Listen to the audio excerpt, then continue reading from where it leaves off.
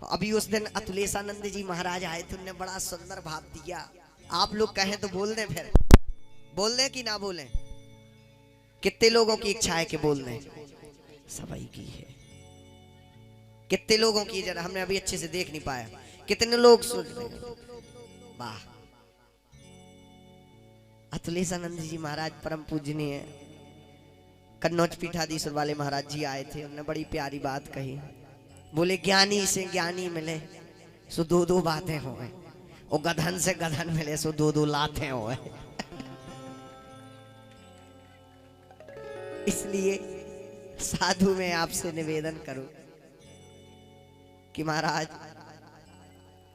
सत्संग करो, फल की इच्छा कभी नहीं करो, हनुमान जी कृपा करेंगे। और ब्राह्मणों का सदैव सम्मान करो, ब्राह्मणों को कभी ठुकराओ नहीं, ब्राह्मणों का सदैव सम्मान करो।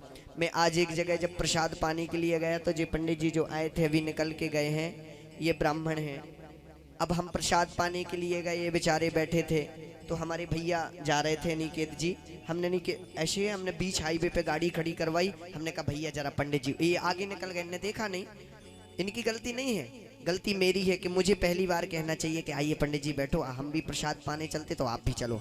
पर मेरे स्मरण में, फिर मुझे अचानक से स्मरण में, मैंने कहा पंडित जी बेचारे बैठे, मैंने कहा गाड़ी मोड़ के जाओ और अभी उन पंडित जी को लेके आओ। तो ब्राह्मणों का सदैव सम्मान करो साधु, ब्राह्मणों का सदैव सम्मान करोगे, मैं कहता दिन दुगने रात चौगने फूलोगे और फलोगे। ये आशीर्वाद है।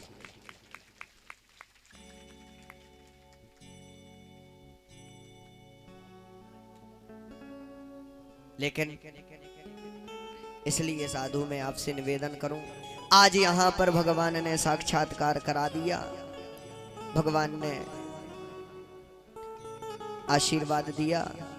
और महाराज श्री सुदामा जी महाराज तो अपने घर को चले, सुदामा जी महाराज पहुंचे। आज ये सुदामा नहीं, आज तो महाराज ये सुदामापुरी नहीं, आज ऐसा लगता है मानो द्वारकापुरी में ही आ गए हों। भगवान ने कृपा की उनके ऊपर। जहाँ पर टूटी फूटी झोपड़ी पड़ी हुई थी, इस कथा को अति संक्षिप्त में ले रहे हैं। जिस महाराज टूटी फूटी झोपड़ी जहाँ बनी थी, वहाँ आज कंचन के महल वहाँ पर खड़े हो गए। सुदामा जी भी नहीं पहचान पा रहे हैं कि ये सुदामापुरी है कि मैं द्वारकापुरी में ही फिर से घुस आया हूँ, वो भी नहीं पहचान कर पा रहे। तो महाराज इस प्रकार से भगवान ने अपनी लीलाओं को जगह जगह पे किया। और लीलाओं तो भगवान की अनंत हैं। भगवान लीला ने एक क्या महाराज, कथा तो उस दिन भी बताया था कि 7 दिन में तो कभी पूरी हो ही नहीं सकती है, ये तो कहानी है।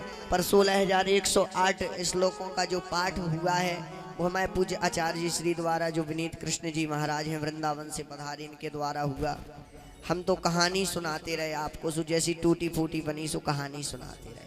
तो ये भगवान की कथाएं हैं, कथाएं तो पूरी कभी नहीं हो सकती हैं। श्री सुखदेव जी महाराज ने राजा परीक्षित जी को ये सुंदर कथा श्रवण कराई।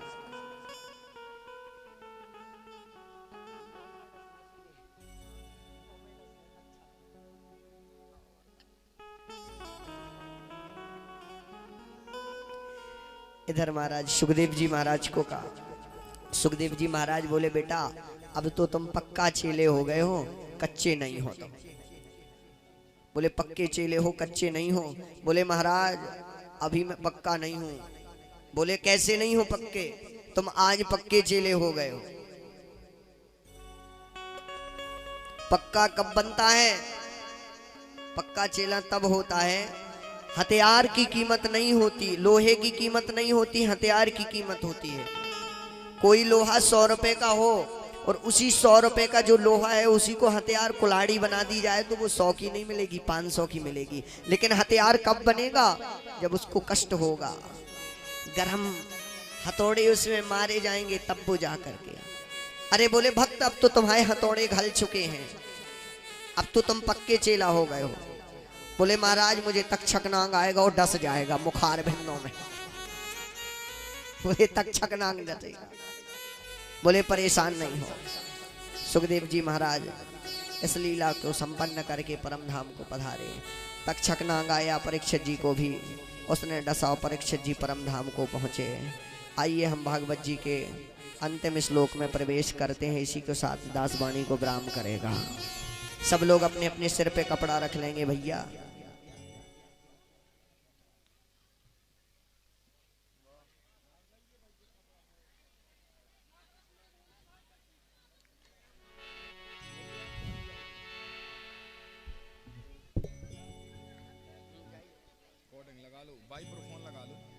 सब लोग अपने अपने सिर पे कपड़े रख लेंगे।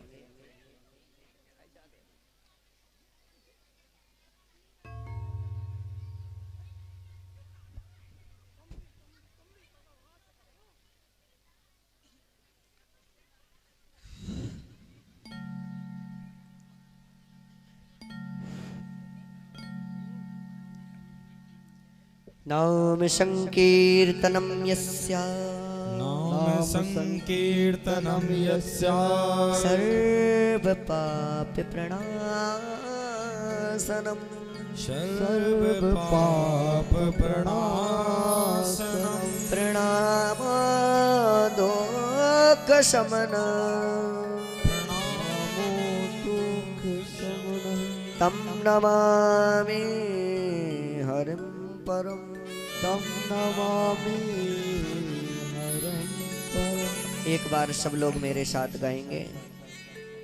सब लोग एक बार बोलेंगे।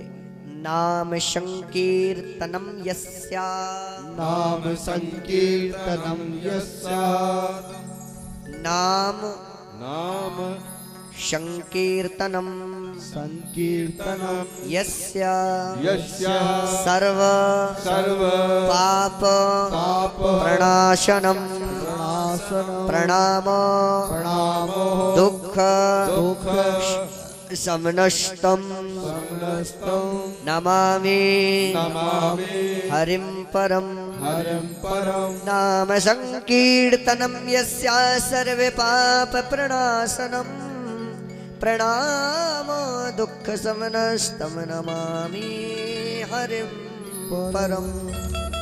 जिन भगवान के नामों का संकीर्तन सारे पापों को सर्वदा के लिए नष्ट कर देते हैं, ऐसे परमपिता परमेश्वर के पाद चरण कमलों में हम बारंबार प्रणाम करते हैं। सप्तदिवसीय बेला में